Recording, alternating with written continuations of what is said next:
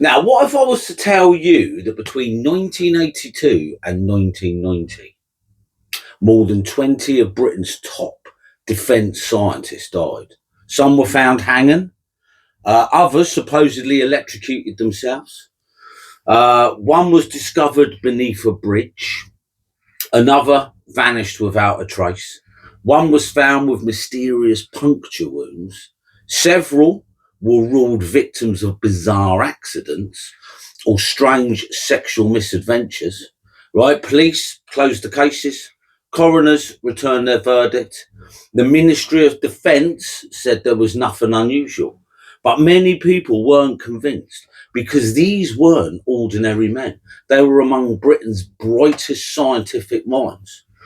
Experts in radar, experts in missile guidance, experts in electronic warfare, experts in computer systems, and classified military technology.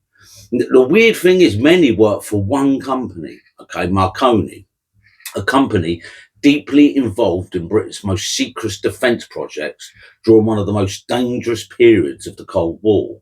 Then, years later, an entirely weird theory emerged.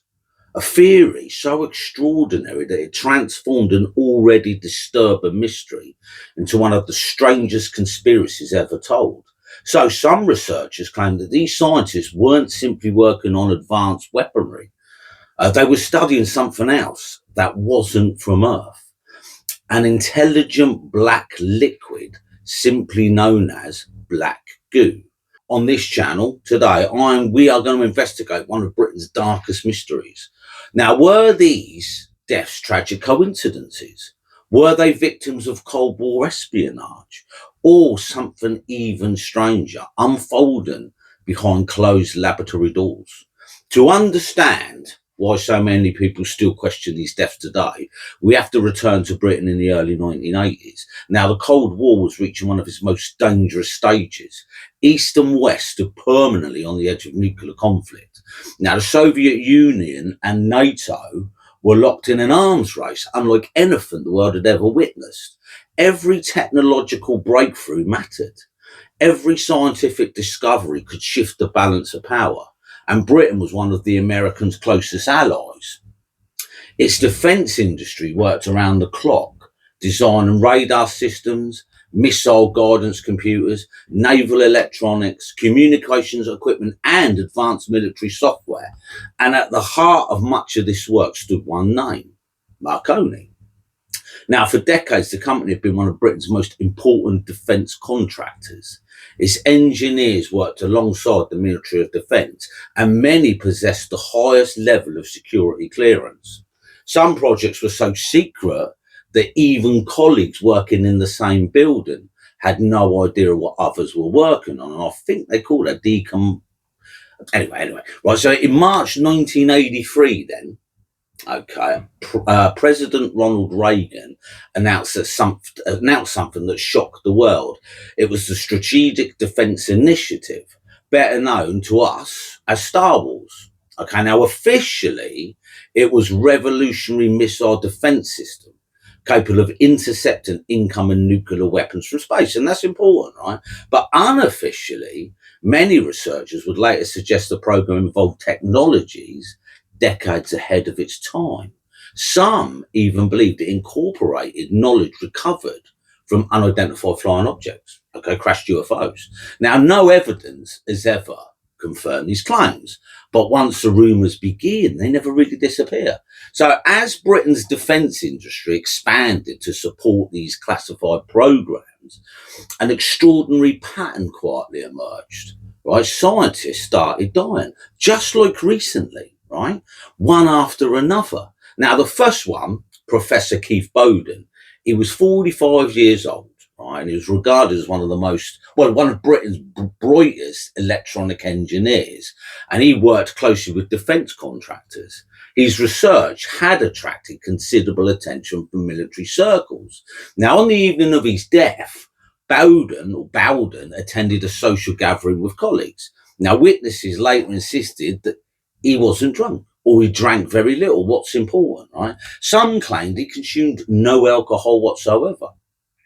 But sadly, driving home, his vehicle suddenly left the road, crossed a bridge, and plunged into an abandoned railway yard. Sadly, the impact killed him instantly. Now, police quickly concluded that it was an accident. Right? Their explanation was simple. All right, they just assumed that alcohol, loss of control, case closed. Right, so they blamed it on drink. That's why some of the witnesses said he didn't drink. But almost immediately, his family began questioning the official version. Now, friends who had spent the evening with Bowden insisted he had not been intoxicated. So something didn't fit. Then, during a private investigation, another strange discovery emerged, right? The tyres fitted to Bowden's vehicle appeared badly worn. Yet everyone who knew him agreed on one thing. He was obsessive about maintaining his car, and his tyres had recently been replaced. Now, if that is true, how had worn tyres appeared on the car? Were they switched? Or was someone attempting to ensure the crash happened in the first place by switching it to dodgy tyres? Of course, no one can answer. And at the time, few people paid attention. It appeared to be nothing more than a tragic accident. So no one realised it was only the beginning. Now, case two, the man who simply vanished, right? Just after a year after Professor Keith Bowden's death, another respected figure connected to Britain's defence establishment simply disappeared. Now, unlike the previous case, there was no body, okay? There was no crash. There was no apparent suicide. Of course, there's no crime scene, all right? Just questions. His name was Lieutenant Colonel Anthony Godfrey. He was 49 years old. A highly respected man, apparently, and serving as the head of the work study unit at the Royal Military College of Science. Godfrey wasn't just another military officer. His role placed him at the intersection of Britain's scientific research and its military ambitions. He understood how new technologies could shape the battlefield of the future. Now, during the height of the Cold War, that knowledge carried enormous value. But then in April 1983, he simply vanished. One day he was there, and one day he wasn't. Right? He just simply vanished. He was gone. And no witnesses, right? No witnesses. No witnesses saw him up to that point. There was no struggle. Right? They checked his flat. It doesn't appear to be, like he was kidnapped, right? He's no abandoned vehicle, so he didn't drive anywhere. No confirmed sighting. Now, search teams combed the countryside. Military investigators joined the hunt, and appeals were broadcast across Britain.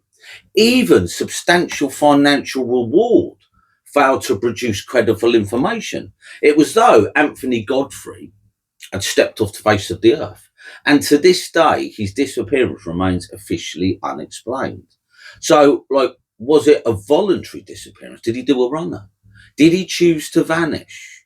Was he the victim of espionage? All right. Or had someone assured he would never be seen again? Well, whatever the truth, another highly qualified defence expert had disappeared from Britain's scientific community. And at the time, few people linked the case to Professor Bowden, because why would you? But history will look back very differently, because the deaths and disappearances were only the beginning.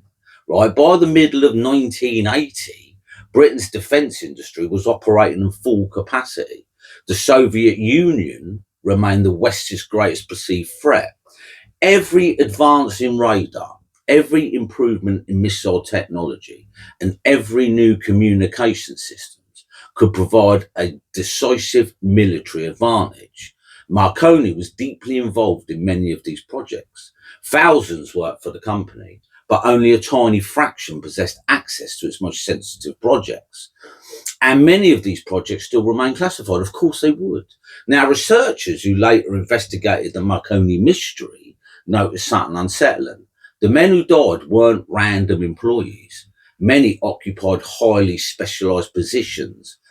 As we say, experts in computer software, experts in radar engineering, experts in secure communications, electronic warfare, advanced weapon systems. Now, individually, their deaths could perhaps be explained, but you put them together, they become to resemble something altogether more disturbing, right? So let's go to case 3, Roger Hill. Roger Hill, the radar designer. Now, obviously, he was a very important person, right? This is in March 1985. Roger Hill, a respected radar engineer, like I said, right? According to official records, he took his own life using a shotgun. Police concluded the investigation quickly and they ruled it down to suicide. No foul play suspected. But among researchers investigating the Marconi deaths, his name became another piece of a growing puzzle. Radar technology was among Britain's most closely guarded military asset, especially during the Cold War, and understanding how to detect enemy aircraft before they could strike was of immense strategic importance. Now, Hill possessed knowledge that relatively few people did. Was his death exactly what it appeared to be? Or was it another coincidence among an increasingly unusual series of events? There has never been conclusive evidence suggesting otherwise, of course not, yet the timing continued to trouble investigators. Right, so let's go to case 4, Jonathan Walsh. So Jonathan Walsh was, I'll tell you the story, right? Later that same year, another death would attract even greater suspicion. Jonathan Walsh was only 29 years old. Apparently, he was brilliant and highly regarded, right? A digital communications expert. His work had taken him overseas to the Ivory Coast as part of a British telecommunications project. Now, officially, he had fallen from a hotel window. If you look at it, it's just another tragic accident or perhaps suicide. Yet those who knew Walsh told a different story. Friends later revealed that he had become increasingly anxious in the weeks before his death. He reportedly feared someone was watching him. Some claimed he had experienced genuine concern for his own safety. Others suggested he was involved in highly classified research unrelated to his public work. Now, whether these claims were accurate remained impossible to verify, but once again, another defence scientist was dead, far from home. And I would call that under mysterious circumstances. So no definitive explanation has ever come out. Right, so summer 1986, right, things become truly strange. By now, people who worked inside Britain's defence industry had begun quietly noticing something. Names they recognised, colleagues they have once met, keep appearing in obituary columns. So, August 1986, a 24-year-old software engineer was found beneath Bristol's famous Clifton Suspension Bridge. Now, the fall exceeded 200 feet, yet investigators immediately encountered details that seemed difficult to explain. His trousers was round his ankles, and there was a tiny puncture wound on his bum, barely noticeable, but some researchers later suggested it resembled the mark of a hypodermic needle. Now, was it simply an unrelated injury or evidence that it had been injected with something and thrown over the bridge? Police never established a definitive answer, and importantly, his death was never formally ruled as a suicide. Instead, the circumstances simply remain unresolved. Now, for conspiracy theories, the detail will become enormously significant because only weeks later, another Marconi employee died. And this case will become one of the strangest of them all, and it's pretty grim as well. Now, we'll call this the impossible suicide of Ajad Sharaf, right? October 1986, 26-year-old computer analyst Ajad Sharaf, employed by Marconi Defence Systems, was found dead inside his own vehicle. Now, the official explanation stunned many because investigators concluded that Sharaf had tied one end of a rope to his neck, the other end to a nearby tree, and just drove, resulting in his own decapitation. Now, it was ruled as suicide, case closed, I suppose. But when a relative was later asked to identify the vehicle, they noticed something police had apparently overlooked. And I cannot, for the life of me, understand how police overlooked that. Lying beside the accelerator was a metal rod. To the family, it appeared perfectly positioned to hold the accelerator down. Now, if that is true, it raises an unsettling possibility, doesn't it? What if Sharaf hadn't been controlling the vehicle at all? Could someone else have staged the entire scene? Of course, no evidence has ever conclusively answered that question. Nevertheless, the discovery fueled speculation that something far darker might be happening behind Britain's defence laboratories, and the deaths were about to accelerate. All right, as if they're not bad enough within just a few months. Computer consultants, engineers, right, electronic experts, software specialists, right, all started dying. And they would die in increasingly bizarre circumstances. So let's go through them. Carbon monoxide poisoning, a bathtub drowning, electrocutions, one of them's really bad, bodies wrapped in plastic. One scientist would reportedly wire electricity directly into the fillings of his own teeth. Another would supposedly climb to his garden shed and electrocute himself using homemade equipment. Doesn't sound right, does it? By 1987, even experienced detectives were privately admitting these cases no longer looked like ordinary coincidences, but they were linked somehow. What secrets were these men working on? And why did so many die in such extraordinarily unusual ways? Now, these questions would lead investigators into one of the most controversial conspiracies ever conducted in Britain's military establishment. Okay, now, the year that changed. If investigators hoped that the death would stop, they were about to be disappointed. So, as Britain entered 1987, the pace accelerated dramatically. With only a few months, one scientist after another, one engineer after another, one defence contractor after another would die under circumstances so bizarre that newspapers would eventually begin asking them whether this was something sinister was taking place behind the scenes. But looking back today, in 1987, stands out as the darkest year of the entire Marconi mystery, we'll call it, right? Richard Pugh, an impossible accident. Richard Pugh was a computer consultant working for the Ministry of Defence. Like many of those who had died before him, he work involved highly sensitive government systems. And in January 1987, Pugh was found dead. His body was discovered wrapped in rope with several loops tightly wound around his neck. Now, the official verdict stunned many people.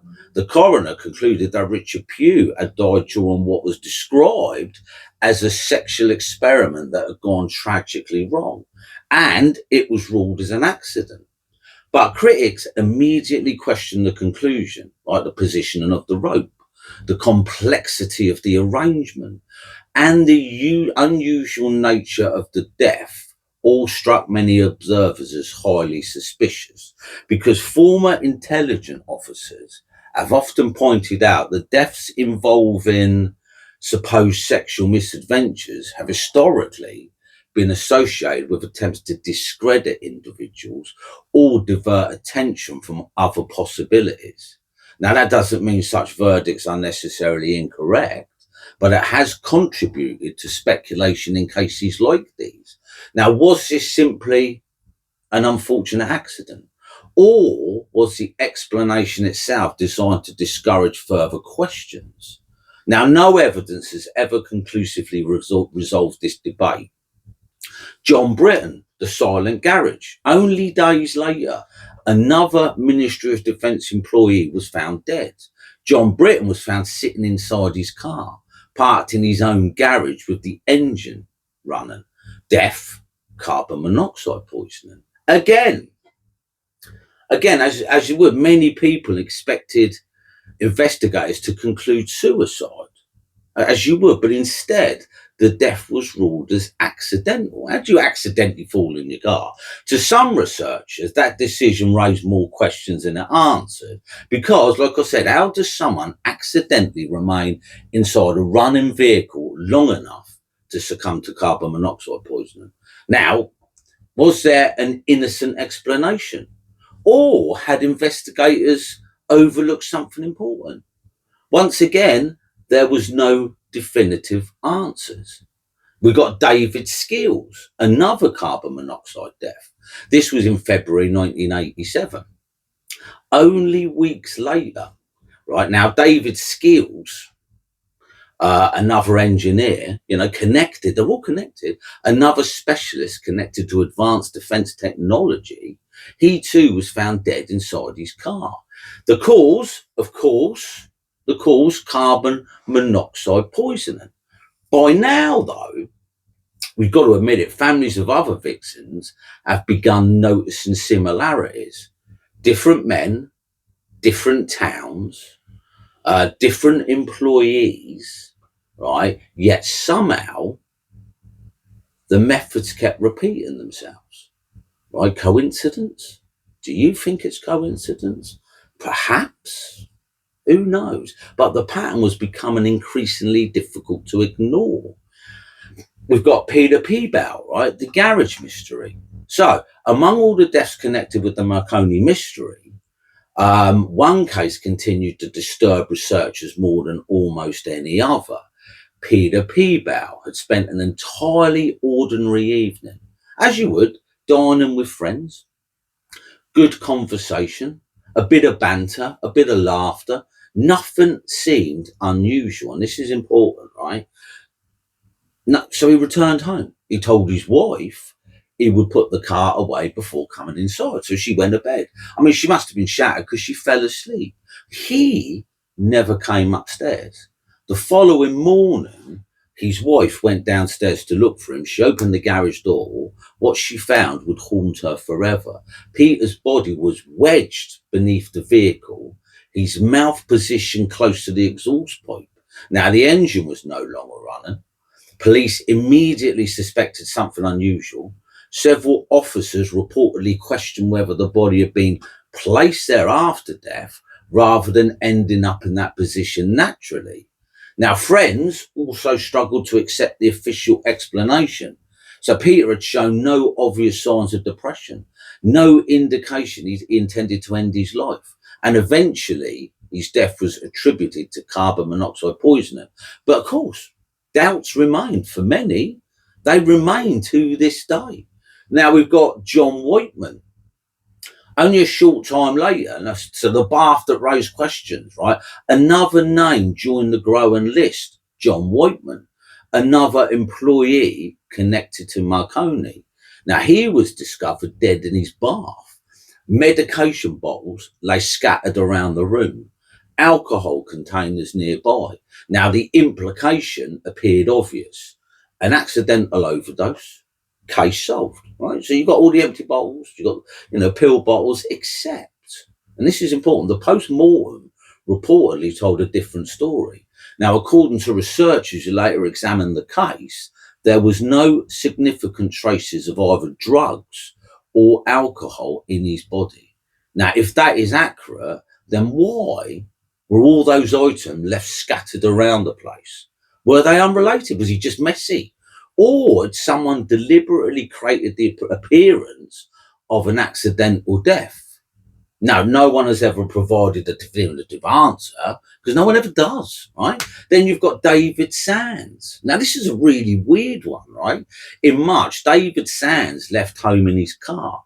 For some reason that remains unexplained, the vehicle was reportedly filled with loads and loads of petrol cans. Driving along a country road, he suddenly swerved. His car smashed into an abandoned roadside cafe, and within seconds, the entire vehicle erupted into flames.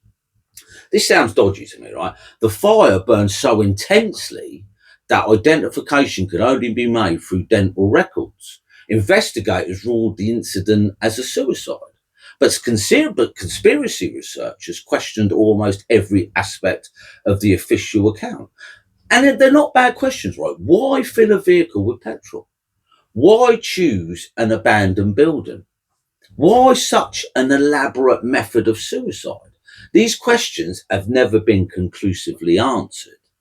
Of course not. They never are, because you can't, right? By now, newspaper reporters are starting noticing something extraordinary. The names keep appearing. Scientists, as we said, right? Software engineers, they're all connected, aren't they? Communication specialists, all these people that are dying are connected. Electronic experts, military consultants. Some work directly for Marconi, others work for companies supplying Britain's defence establishment.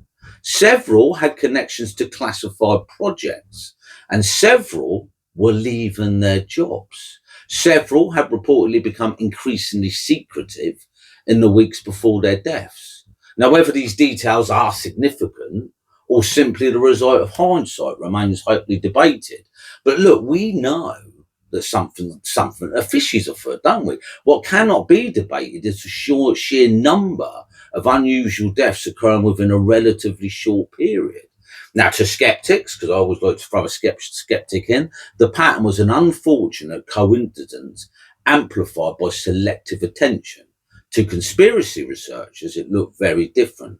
They believed someone was systematically silencing Britain's brightest scientific minds. But if that is true, who's doing it? Foreign intelligence services? Could be, couldn't it? A rogue organisation? Yeah, could be. Or elements operating from within Britain's own security apparatus.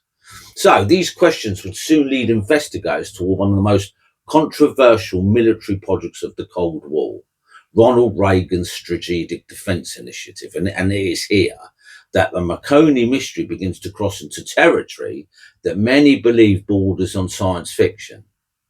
Because, according to one enduring theory, the scientists weren't just building weapons, right? All these scientists, right, they were allegedly working with technology that wasn't entirely human. So they were back engineering crashed UFOs. All these scientists had a connection, right? And that's the theory. And I will tell you about that next week.